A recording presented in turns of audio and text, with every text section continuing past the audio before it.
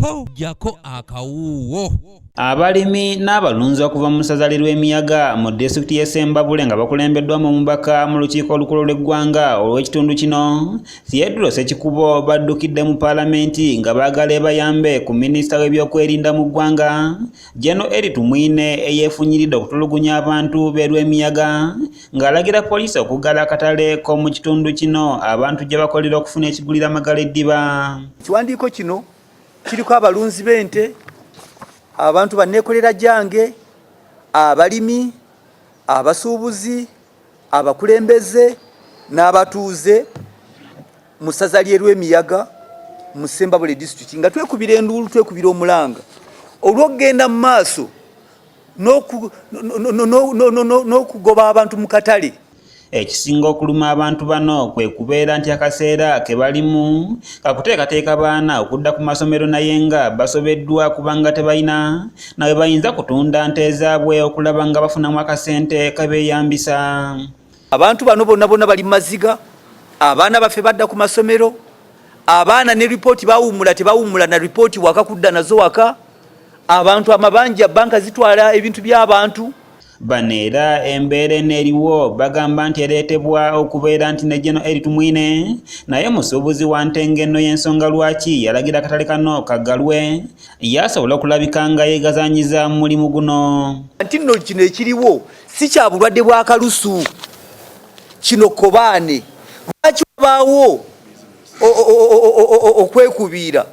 Twategedde eno bizinesi y'abanene ng'ate ne General Eli Tumwine yennyini musuubuzi wa nte asuubule nti era azitika n'azireeta mu lufula wano. Naye lwaki bano abantu abatuuze ente zaabwe tezitunda kubanga bwe banaatunda bonna ebbeeyi tejja kugendako wansi. Ssekikubo agamba nti basaba bayambibwe ku General Tumwine alabika nga yeefudde mulungi omwo olw'engeri gye yeeyagalizaamu. Bizinesi y'abantu ab'olubatu kyetuvudde tuvaayo nti oba tulina omusango oba etteeka lyonna lye tumenye twagala abakulu mu gavumenti baveeyo batugambe, naye kitali ekyo Parliament ne government batuyambe eri General Tumwine. Ate wabeera Minister of Security siye kamala byonna. Bano bongerako nti General Tumwine akozesa poliisi mu ngeri emenya amateeka kubanga ebigenda mu maaso Erwemiyaga abakulu abatwala poliisi mu ggwanga tebabimanyiiko.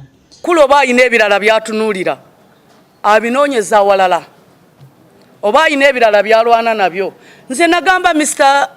DPC ne mugamba Mr. Musinguzi bona okuba emigo gijja kukwata abalunzi b'ente n'abasuubuzi b'ente bokka. Wabula bino byonna ebigenda mu maaso abalengerera ewala bagamba nti byabufuzi bye biri mu kutulugunya abantu b'Erwemiyaga kwani anaawangula akalulu ka 2021. Akakodyo mumanyi nti nno kali mu mubaka mu Honorable Minister Joy Kafula Kabasi kubanga ayagala kujja mu byobufuzi 2021 ate ye minisita w'ebyamagana abadde mu ntebe eyo.